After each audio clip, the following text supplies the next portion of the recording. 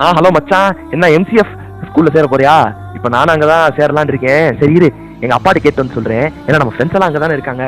நம்ம எல்லாம் ஒன்னா படிச்சு ஜாலியா இருப்போம். அப்படியே படிக்கவும் செய்வோம். ஜாலியா இருக்கிறது சரி, படிக்கவும் செய்யணும். இங்க பா தம்பி, நம்ம என்எம் ஸ்கூல்ல அப்ளை பண்ணிருக்கேன். நீ அங்க நல்லபடியா படிச்சு இது பண்ணி வரணும், சரியா? சரிங்கப்பா. அப்பா, நான் காலேஜ்ல பிஎஸ்சி பிசிக்ஸ் படிக்கலான் இருக்கேன்ப்பா. இங்க பாரு, உனக்கு நான் நீட்டுக்கு அப்ளை பண்ணிருக்கேன். அதுக்கு பேசாம ப்ரிப்பேர் பண்ணி படிக்க பாரு.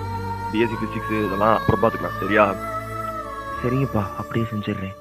அம்மா, எனக்கு சினிமாவில் நடிக்கணும்னு ஆசையா இருக்குமா. எனக்கு ஒரு 2-3 வருஷம் மட்டும் டைம் கொடுங்கம்மா. நான் எப்படியாவது சினிமாவில் வந்துருவேன்மா. வீட்டுல எவ்வளவு கஷ்டம் போயிட்டு இருக்கு. இப்ப போய் சினிமா ட்ரை பண்ண எதுக்கு ட்ரை பண்றேன்ற? உருப்படியா வேலைக்கு போய் 4 காசு வீட்டுக்கு சம்பாரிச்சு போடு, சரியா?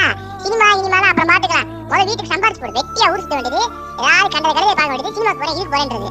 சரி, இதெல்லாம் ஒரு பொழப்பு. லைஃப்ல நம்ம மாதிரி ஆளுகள்லாம் பிடிச்சதை தேடி போகக்கூடாது, கிடைக்கிறத வச்சு வாழணும்.